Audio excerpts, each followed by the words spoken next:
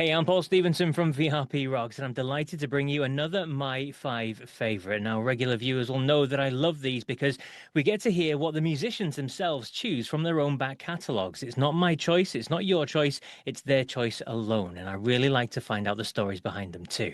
So, welcome back to VRP Rocks, the wonderful drummer himself, Vinny Appice. Wonderful. I haven't been described as wonderful.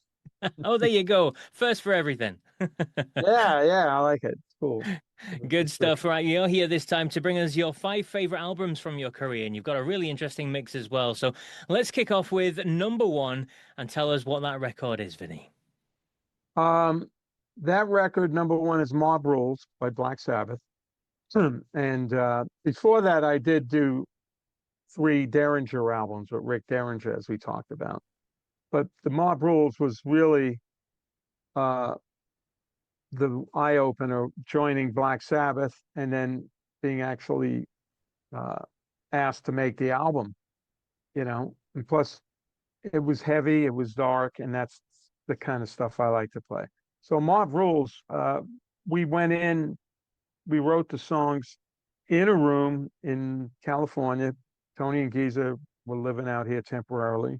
And so we'd go in and jam and sweat it out and record it on a cassette and all this stuff. I would be in charge of the cassettes. And that's how we put the songs together. You know, the riffs. Tony's got a lot of riffs. You go in the room, he's playing a riff. You go, wow, man, what is that? And they were all good.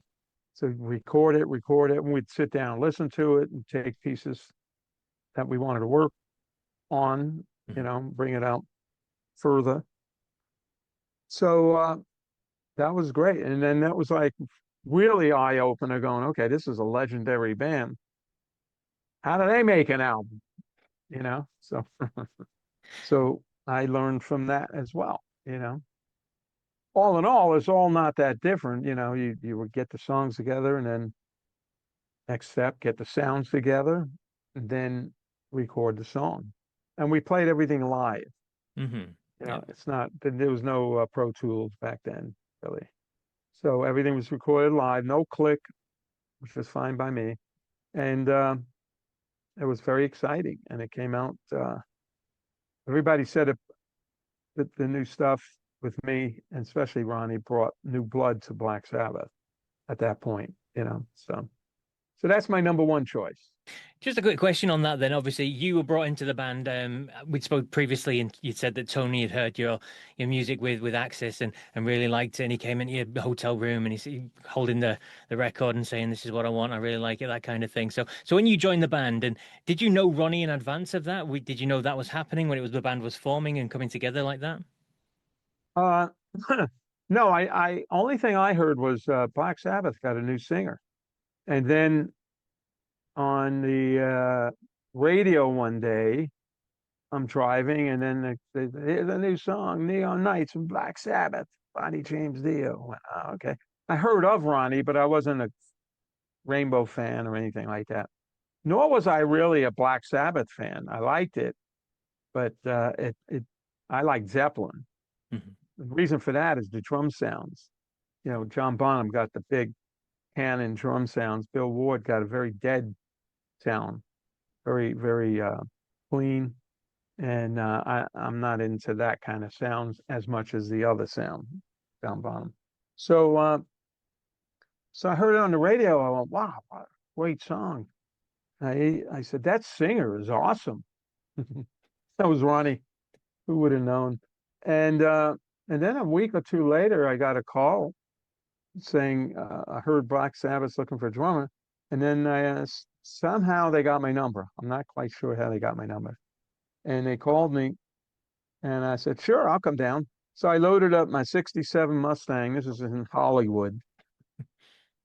Single-headed tom, so they all fit in the car. Brought them down and set up this little kit against Tony's stacks of amps and Geeze's stacks of amps. And they go, "What do you want to play?" And I thought, ooh, I'm not, I don't know the songs. I wasn't a big fan, but I heard Neon Nights and I thought that song started and it only had one little breakdown before the guitar solo and it continued. So Neon Nights, let's try that. and that's the song we first played together. And I guess Tony liked the way I put the snare drum in, that that double on the snare. Um, so it's funny that that was the first song I ever played with Ronnie and the band, and it was the last song I ever played with Ronnie. Oh, wow. Over how many years was that? From 1980 to 2009. The last show we did, that was the last song we played. So I went, wow, that's weird, isn't it? So, That's a funny way life works, isn't it? yeah. Then they said, wow, he's good. They went to the pub. They were all excited. They went to the pub, and they kind of said, you're in until Bill comes back. I said, okay, okay, I'm in. And then I spent the rest of my waking time listening to all the songs and trying to learn everything I could because we only had 4 days rehearsal. Oh, Then wow. there was a big show in Hawaii at Aloha Stadium, which was a lot of people there. So I had to put the pedal to the metal, man, and just every waking moment. But back then, there was the Walkman, Yeah. the tapes, and I learned the rest of the songs and stuff. And the second day, they were really happy too, and they all went to the pub again. And I'm going, holy shit, man, we need to play these songs. We played a little bit, and then they went take a break, went to the pub. Then the third day, they started getting nervous. Fourth day, everybody was really nervous. Like, holy shit, we better get this down. So I made a notebook, and wrote charts, simple charts. 4-bar intros, stop, hang for 1 bar, that kind of stuff. 16th note roll. I could read drum music, but it wasn't a chart. It was basic directions. Yeah. And brought that on stage in Hawaii. So I had it right there. And then it's about 2 songs in, it started raining. In Book got Hawaii. all wet. And book was all wet. I'm like, oh no, shit. So we had to wing it. So if anybody got a recording of that show, it's usually the endings are very long because I'm not sure the ending. You're playing, go, no, not yet, not yet. Let me take. All right, let's try to end it. And whatever the endings, they were probably sloppy. So we didn't rehearse enough. So Man, it's pretty funny. Then indeed. after that, after a couple of gigs, that was get tighter and tighter. So And it obviously worked because you came back and you did another record with them a bit later on, didn't you? So tell us about this one. We're going to jump forward a few years, but tell us about album number 2 from your selection of 5 in no particular order. And this one is Dehumanizer. that was done in Wales. Ronnie and I used to fly to England, drive to Wales, and we'd spend about 3 to 4 weeks there and then fly home for a break, fly back. So that album started with Cozy Powell on drums. And they had a couple of songs kind of down, maybe 3, 4 with Cozy. And Ronnie wasn't getting along with Cozy at that point. And then thereafter, Cozy was riding horses and he fell off and broke his pelvis. Sounds like Humpty Dumpty, and they couldn't put him all back together again for a while. But he couldn't play after that. So they go, no, no, now what do we do? Let's call Vinny, because we had a history already. We did the Mob Rules album, then we did a live album, Live Evil. And so they call me, I come in, we pick up where they left off, but a little quicker now, you know, because I'm easy to work with. And Ronnie and I get along great. So does the rest of the band, but we really had a lot of things in common. And so we started doing that, and then we actually were in a house in Wales where Ronnie and I live, and Tony and Geezer would come over to rehearse in the house. So in the living room, we had like Tony's using this little amp with a 12-inch speaker, and Geezer's using a little bass amp. Ronnie's using a little guitar amp with a mic on it, and I had a Thomas set of drums. And we didn't play super loud, but it was loud. And that's how we wrote all those songs. I suggested, why don't we use this as the stage set? Curtain opens, it's a living room. And we're in sweatpants and slippers and all that shit. It would have been funny. So that's how we wrote that stuff. And then we demoed it at one of the studios. I think it was Mono Valley. We put all the songs down, see how they were sounding. And then we tried a couple of different producers. Nobody really worked out. And then Mac came down. He did Queen, some Zeppelin stuff. And he worked great. He was great. German dude and great ears, got a great sound, really badass drum sound on that album. And so he worked out as a producer for that album. So that was fun, a fun album, You We say there's ate a some lot of, badass drum sounds on that record. Is there any particular songs that really stand out in terms of the great drum feel on that record for you? you know what?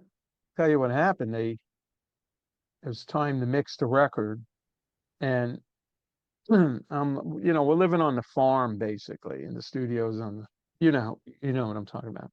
And I'm like, oh man, do I have to stay for any the mixing? I mean, I'm just gonna sit there, blah blah blah blah. Back then, there was no internet. There was still 3 channels or 4 channels, and BBC 1, 2, 3, 4 or 1, 2, 3.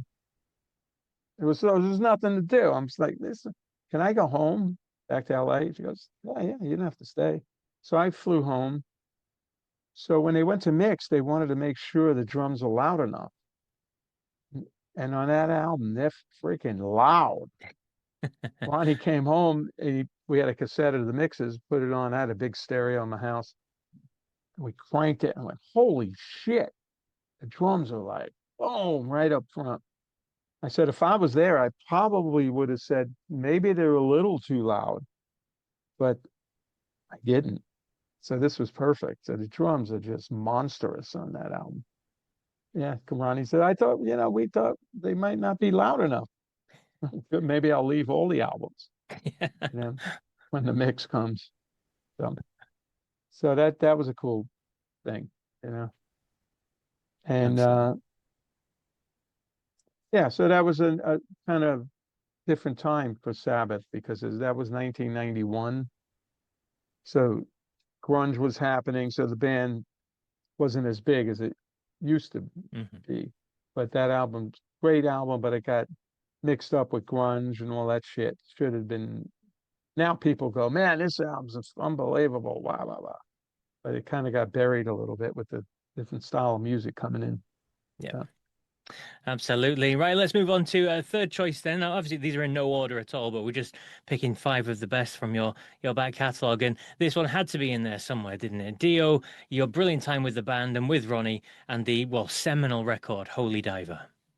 yeah, Holy Diver. I mean, it got to a point where after Live Evil, now this is going back. I know the times are mixed up. This is going back before Dehumanizer. Yeah.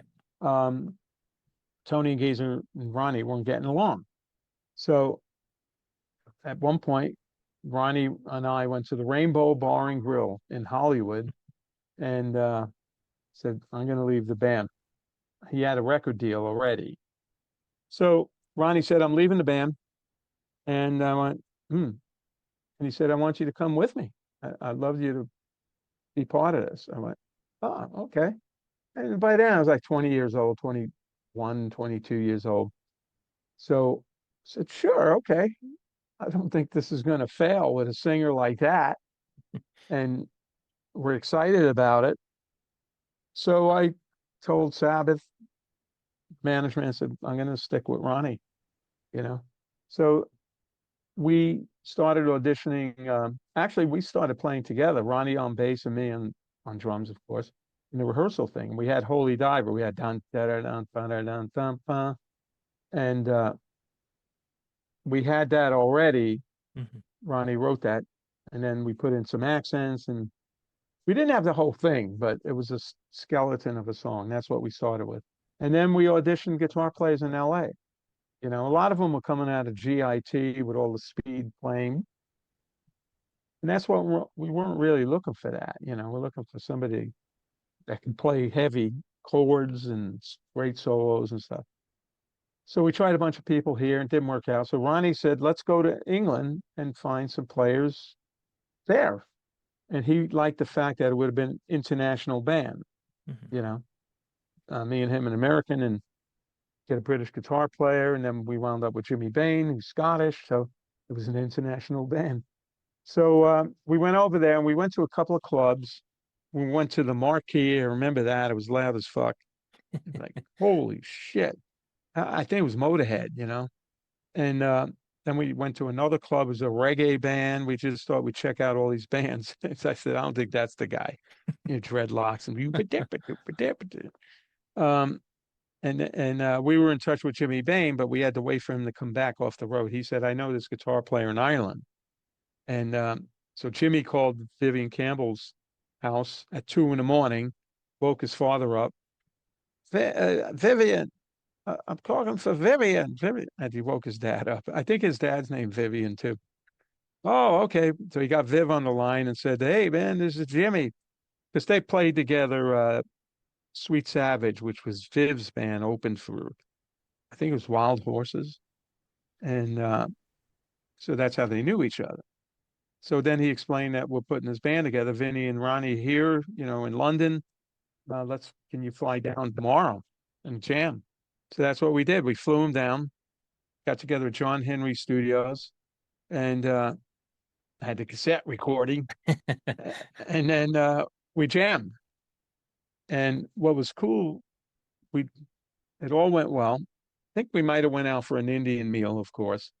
And then Ronnie and we shared a room in the hotel, which was funny as hell. Because Ronnie would always read. He could read a book a night with the light on. He's reading. And I'm like, I can't sleep with the light on, man. It was like the odd couple. Funny. And then we listened, before we went to sleep, we listened to the tape, and Viv was unbelievable. You know, we liked the fact that he went into a solo at something we were jamming on, but he wasn't going. Mhm. He played like this, a little bit of that shredding, and then he went into this Chuck Berry, like the chords. I said, God, that's cool. That's tasteful, you know. So that kind of was a highlight of the tape.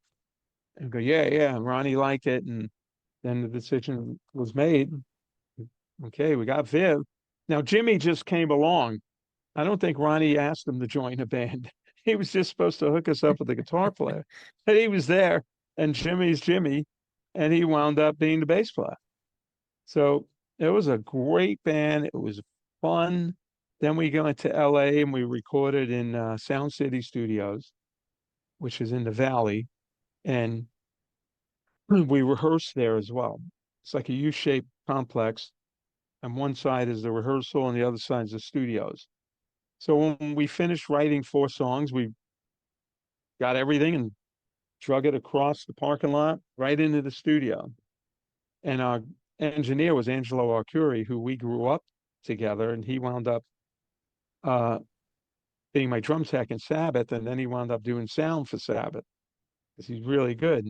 So after that, Ronnie said, "Well, give you a shot," and we put 4 songs into the studio. We did overdubs, blah blah blah. We brought everything back.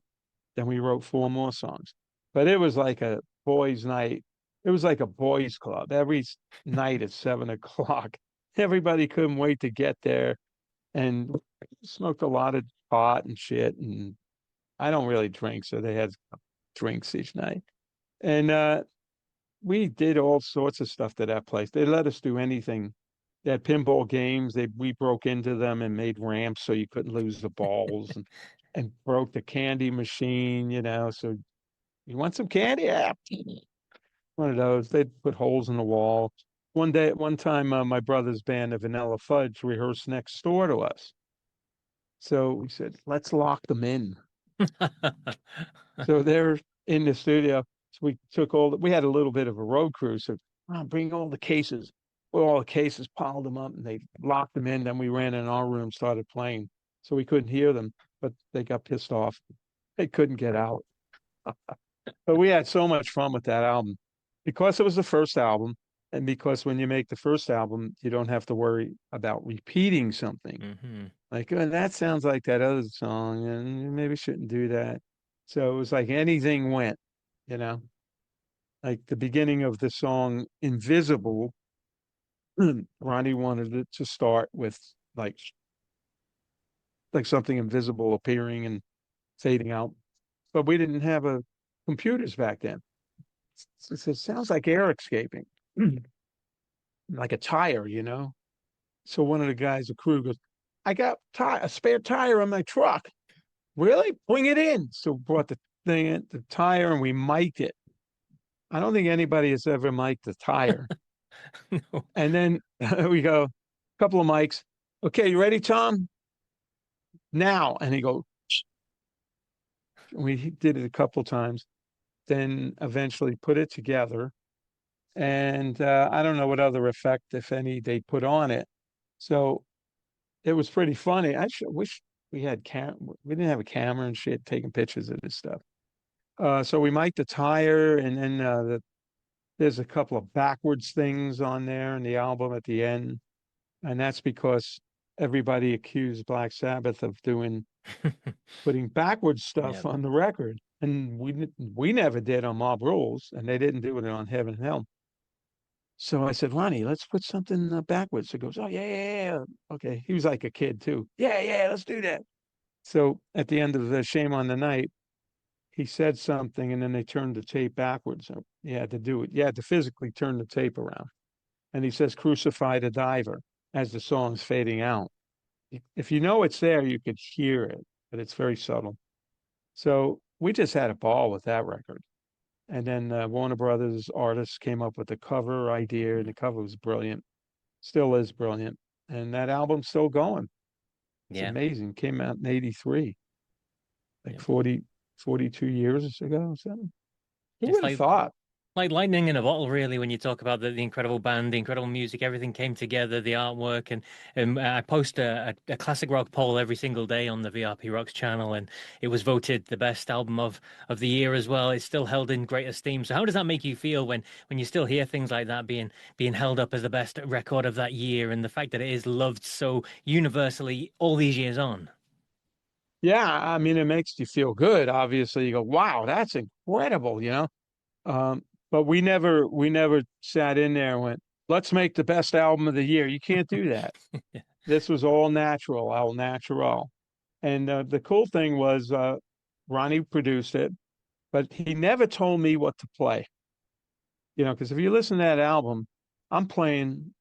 I always say I play roles where no man has gone before.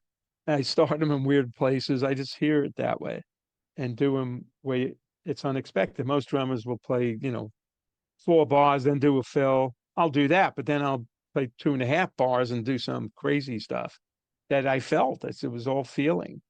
And, so we were just having a great time, and we knew the band was great. And we just thought the album would do good. Nobody expected it 43 years later or 2 years to still be popular and still be played. And oh man, it's a great feeling, Yeah. thankful for being in the right place at the right time. Indeed, and that leads us on to album number four, and it's another Dio record, Last in Line. So why this one? Last in line, that was fun as well. But Ronnie wanted to do it up in a kind of place where you live too. So we went up to Colorado at the Caribou Ranch, and we went up in April, and there was still snow on the ground and all that shit. And so we had about 5 songs written, 5 or 6 songs. Then we had to write more songs, 4 or 5 more. So we're up there, and you're in the kind of in a little mountain, and there's not much stuff around you, so you focus. And there was a town about 5 miles away, and that's where Jimmy discovered there's there's a liquor store and all sorts of stuff, and started having parties up there at the a mountaintop. And it's just coming out really good. The album was coming out great. It was fun, but it wasn't quite as much fun as making Holy Diver. So I think because Ronnie tightened his reins on the control of what's going on. Holy Diver was out of control. Anything could go. And that makes good music. I mean, listen to it's still going, right? Last in Line, not so much, but still it was there. We were having fun and then we already did a tour and we knew it was pretty successful. Um so so that was a fun album to play on too. You just had to get used to the altitude. It was 7,500 feet up. So you walk around, especially in the snow, and you get to the studio. Ah. Out of breath already. Yeah.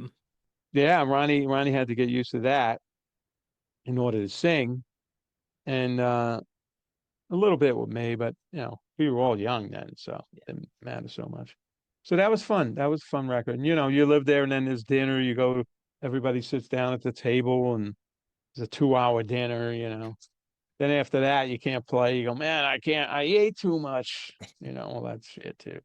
But it was fun. That was a cool place. And just in terms of that record, because you mentioned during Holy Diver that it was a lot of fun because it was the first one, and you didn't have the expectation to kind of live up to something else. You weren't following something. So did you feel the pressure of trying to follow Holy Diver with something like this? Not so much because it was only one album. Okay. And then once we got the song "Last in Line" down, we knew this was a monster song. And so we get more confident. But we were aware of repeating, but it wasn't much to repeat really. It wasn't bad at all. So I mean, it has to sound something like Holy Diver a little bit, that style, and then carry over to a second album. So, but had it been 4 albums, then you got to worry. Then oh shit, let me listen to these old albums, see what I played, see what the songs changes were, and make sure we don't repeat. So, Absolutely. Right. Well, that's albums 1 to 4 then, and number 5 is something completely different. So talk us through this one then, Vinny. all right, this one is called Scream Taker. It's not a big album. We did this about 4 or 5 years ago, and Jim Crean on vocals, who sang with Carmine and I on tour when we did Drum Wars, it was called. And we met Jim and we got along great. He's a great singer. He loves Ronnie. And he doesn't want to sound like Ronnie. He takes it to his own interpretation of what he hears. Because we got tapes from people that, just try to Yeah, imitate I can Ronnie. imagine. That's not, Yeah. we didn't want that shit. So, um, yeah. So anyway, so we became really good friends. And then at one point, decided to hook up with this guitar player in France, Stefan Helm, and we put the songs together. Stefan wrote a lot of riffs, and Jim arranged it, and then I got stuck my 2 cents in there. And the album came out really cool. It's very raw. I did the drums here. This is my studio, Yeah. and they're really, punchy and raw is a good word for it. And it sounds like Dio meets Black Sabbath again. And I love the songs. I love the songs on this album. People that hear it are really surprised. It just didn't have a lot of push. There was no real push. You got to search the internet to find out where you can get the album, Scream Taker. So, but it was a lot of fun, especially that I recorded it here and the drums came out really good sounding, big sounding. You know, so it's like I did it myself. So that would be my number 5 choice. And given all your So years in the I made a business and lot. all the bands you've played with, I mean, how does that influence the way you play when you come to something like this, recording some new material? Well, now it's interesting because I got a little studio here, simple setup, but I know how to get a drum sound. And that's what I tell all these young guys. How did you get the drums like that? How do you? So you got to know what you want to hear first. You got to picture what you want them to sound like and then go for it. Don't just go in the studio and put your drums up and mic it. You go, okay, there's my drums. Like the first Derringer album, Rick produced. And I didn't know about getting drum sounds in the studio so much, but the drums are really small, but it works, but they're really small. So here, I do a lot of sessions here, so I adapt to the song, you know. Yeah. I don't just go, I'm done. I'll work on it for a couple of days till it feels right and it's got my stuff in there, you know. And so I've been doing it long enough where I know what I want to sound like. And then I got a great sound in here. So when I hear the riffs or the sessions, and then I put the drums down, I could hear what it's building to. Could hear it's going to be what it's going to sound like, you know.